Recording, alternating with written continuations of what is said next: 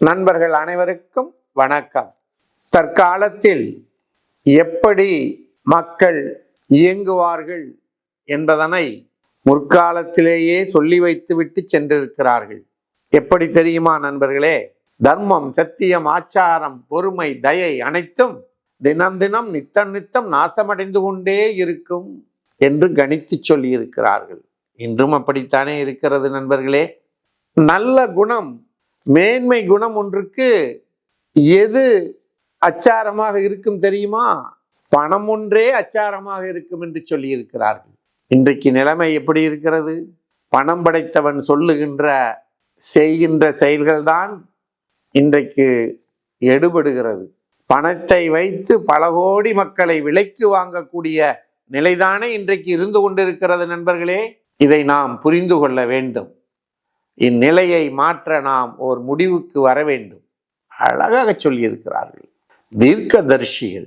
வெற்றி தோல்வி என்பது நியாயங்களில் எப்படி வரும் என்று சொன்னால், நியாயத்தின் அடிப்படையில் அல்ல, செல்வ வளத்தின் அடிப்படையில்.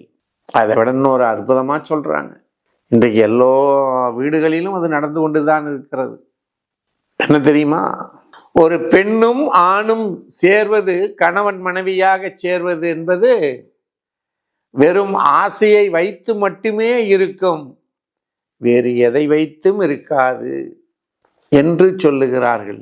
இது இன்றைக்கு கண்கூடாக நாம் கண்டு கொண்டிருக்கின்றோம். திருமணம் முடித்த 3 நாள்ல கருத்து வேறுபாடு, திருமணம் முடித்த கையோடு கருத்து வேறுபாடு, 30 நாட்களில் 60 நாட்களில் இப்படி கருத்து வேறுபாடுகள். ஏன்? எல்லாம் ஆசை. ஆசையை வைத்து உறவுகளை சேர்க்கின்ற பொழுது அந்த உறவுகள் விரிசலுக்கு உள்ளாகிறது, விவாகரத்துக்கு செல்லுகிறது. கச்சேரிகளிலே, நீதிமன்றங்களிலே, கோர்ட்டு வளாகங்களிலே இரு தரப்பினரும் சேர்ந்து நிற்கின்ற நிலையினை நாம் காண்கின்றோம். அங்க சேர்ந்து நிற்கிற பசங்க இங்க நின்று வீட்டுல நின்றுருக்கலாம் இல்லையா? இதுதான் தற்காலத்தில் நடக்கும் என்று முற்காலத்தில் சொல்லியிருக்கிறார்கள் நம்முடைய முன்னோர்கள்.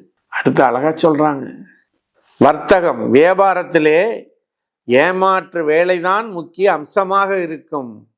ஏமாற்றுவதை தங்களுடைய வழக்கமாக கொண்டுதான் வியாபாரமே செய்ய ஆரம்பிப்பார்கள் என்று சொல்கிறார். இன்னைக்கு அப்படிதான் நடக்குது. எந்த ஒரு பொருளையும் உண்மையான பொருள் இல்லை, எல்லாம் கலப்படம், எல்லா எடைகளிலும் குறைபாடு, பதுக்கல் எல்லாம் நடக்குது. என்ன செய்வது? இதை திருத்துவதற்கு நாம் முயற்சிக்க வேண்டும். யார் செய்வார்கள்? நாம் தான் செய்ய வேண்டும். நான் செய்கிறேன் என்று ஒவ்வொருவரும் எழுகின்ற பொழுது இந்த நிலை மாறும். நண்பர்களே, தற்காலத்தில் நடக்கின்றதை முற்கால கணித்து சொன்ன தொடர்ச்சியானது நாளையும் தொடரும்.